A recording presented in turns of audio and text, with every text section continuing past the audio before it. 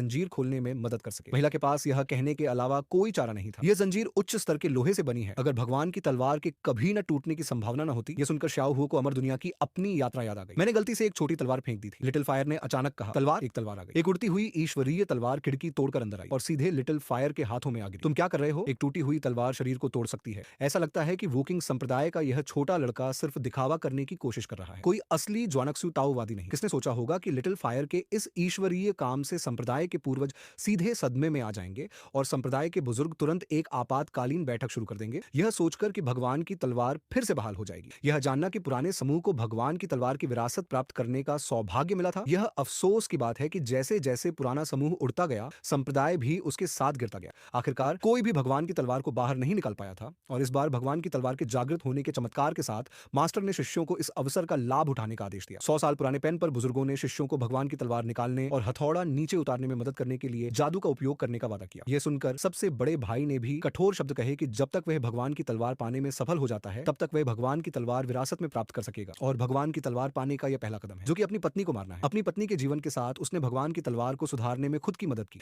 लेकिन ठीक जब बड़े भाई ने अपना हाथ मारा, युवक ने अचानक उसे रोक दिया। तुम्हारी पत्नी बहुत खूबसूरत है, इसे मुझे मत दो। बड़ा भाई अचानक क्रोधित हो गया कि एक निम्न दर्जे के विद्वान ने मेरी पत्नी को अपने साथ ले जाने की हिम्मत की। लेकिन युवक ने कहा कि वुकिंग संप्रदाय भगवान की तलवार पाना चाहता है और इसका मतलब सफल होने के लिए परिवार के